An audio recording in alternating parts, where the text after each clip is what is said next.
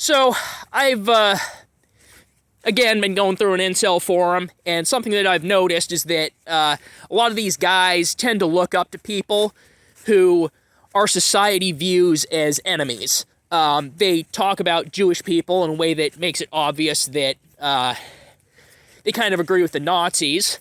They're fans of Vladimir Putin, and they're also fans of this political party called the Nazbol, which is a Russian nationalist political party that existed in Russia back in the day that basically wanted to uphold the values of the Bolsheviks.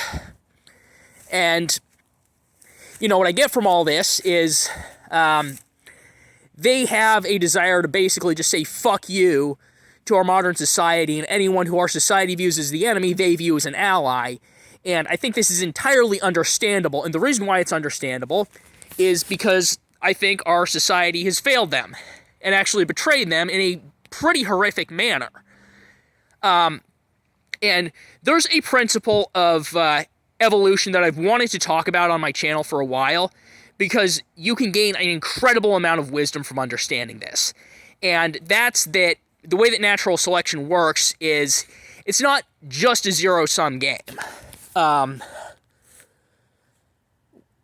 In game theory, there's the prisoner's dilemma, and the way that the prisoner's dilemma works over multiple iterations is it's in your self-interest to, because it's the optimal strategy that'll earn you the most number of points, is to cooperate on the first move, and on every move afterwards, mirror your opponent's last move. So if your opponent's last move is to cooperate, you cooperate. If your opponent's last move is to defect, you defect. And our society has defected on every single, certainly young white man, I would say probably young men, at least a significant portion of young men of every ethnic group, but certainly young white men, for their entire lives.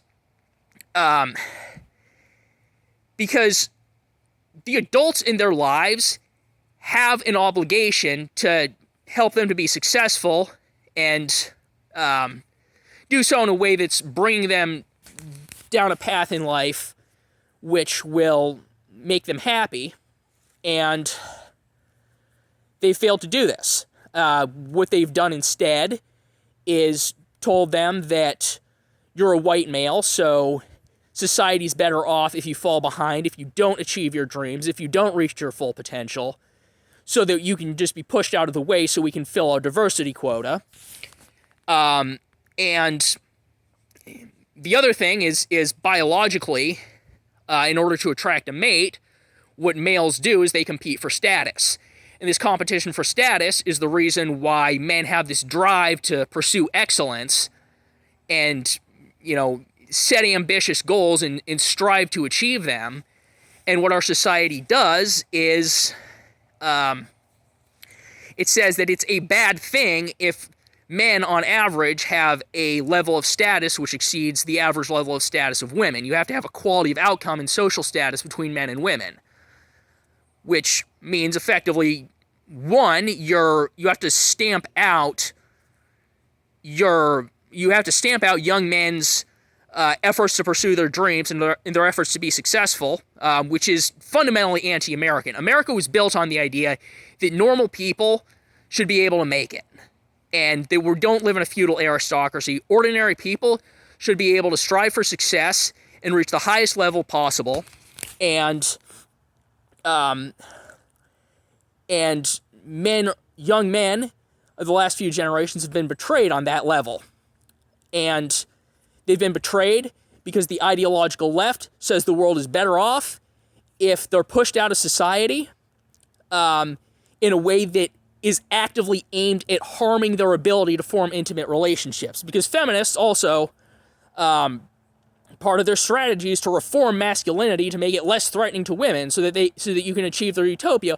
Well, what does that mean? Obviously, it means that you should be less masculine in ways that will lead to you being successful and gaining social status. In other words, in any way that has any chance of actually earning a woman's sexual interest. And then, you know, it's also normal for young women to be told you shouldn't date guys your own age because they're mentally inferior to you, which is a narrative that would not be acceptable towards any other identity group. And so these guys are seeing this entire culture, and there's like, they've concluded correctly that the culture has defected against them, so they're defecting against the culture. Now, what Christianity is it's essentially a set of what Jung would have identified as narratives in the collective unconscious to bring out people's cooperative instincts and hold back the defect instincts to prevent them from causing destruction. But, of course, society as a whole needs to actually practice these cooperative instincts towards every individual, and that fundamentally, you know, the Enlightenment and the American Revolution were about achieving freedom on that basis. And so we need to get back to that. But also the other thing that comes through with these incels is they admire, well, they're looking up to the Bolsheviks. Ultimately, if they're looking up to Nazbols, obviously you're looking up to the Bolsheviks. There was a guy who praised the Unabomber and was looking up to him. And he was citing the Unabomber as someone who made some good points with his critique of technology. And they're also against the Jews. Now, the interesting thing about the Jews is something I figured out is one of the tactics that the elite use is to ally themselves with particular factions of the Jewish community who have interests that overlap with theirs, so they can get them to essentially engage in shady behavior on their behalf, so that then when they get criticized for it, they can say, oh, you're anti-Semitic because you're saying this stuff about the Jews, so that makes you a bad person, so they can use that to deflect any criticism of their own bad behavior. And what these incels are doing is they're essentially saying, well, okay, we're going to point the finger at the Jews because we think you're bad, you're the enemy, so we're going to point the fingers at the Jews because that's who you don't want us paying attention to. And the logical conclusion of that is you see past the Jews, and you see that it's actually the elites themselves who are the enemy, who you have to fight. And I think that what these incels fundamentally are aiming at is a revolution.